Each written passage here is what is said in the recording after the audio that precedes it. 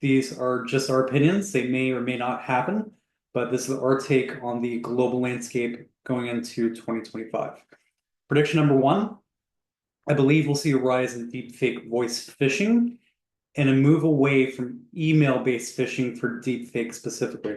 I think normal email phishing will stay the same. It'll be much the status quo, but we'll see attackers shift their patterns and leverage new and novel techniques for deepfake specifically. Prediction number one is a shift to SMS and voice-based phishing. There are new tools for delivery that can send a personalized deepfake message directly to a user's phone number through a spoofed phone. That's incredibly dangerous. And I believe that this technology will be leveraged for mass phishing campaigns in 2025.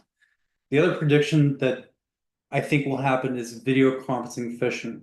This is a relatively new attack vector and an attack surface, which is now possible with live deepfake video conferencing. What happens is in a call, someone can swap their face to appear as if they're someone else. The quality in the video has gotten much better in the past year, but it's not perfect yet. And I think that's one of our saving graces. Especially tricky is the ability to sync deepfake audio to the video. That's still really hard to do. And I think that will be a good barrier going into 2025. But I believe we'll see in the new year where those two technologies emerge into one platform, making these attacks much more successful and much more dangerous as well.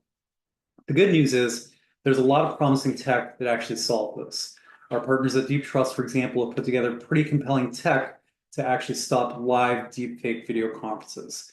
But it is an extended attack surface that you do need to watch in the new year as well. Finally, the thing that scares me the most going into the new year isn't any sort of new deepfake attack. It's actually a double extortion attempt using deepfake. And I'm frankly surprised that we haven't seen this sort of attack yet. I think it's a matter of time before we see a double extortion attempt against an organization. What is a double extortion? It's very simple. A deepfake attacker will attempt one sort of financial fraud against an organization that may or may not be successful. And then they will pivot and attempt a secondary attack in close succession. So for example, data exfiltration, holding that data hostage and using that for a ransom request. And I believe we'll see those sorts of attacks occur in 2025. And I think those are actually the most scariest and the ones that you have to worry about. From an attacker's perspective, it makes sense. An attacker is basically using one set of deepfake materials and impersonating an executive. They can use that in multiple different attempts in one campaign. So I think that's what we're going to see next in 2025.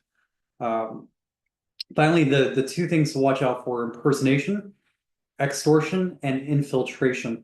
We've also seen that North Korea is frequently embracing deepfake sort of tools to infiltrate organizations. They are literally walking in the front door via job applications and getting hired, and then using that to infiltrate an organization and then exfiltrate data as well. So another kind of concerning trend that we're seeing going into 2025 are these hiring sort of fake entities for North Korea.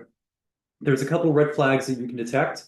If the laptop gets asked to ship to a different location, or erratic sort of working excuses like, hey, I've got to take care of my sick sister and stuff like that, right? A couple of red flags to watch out for.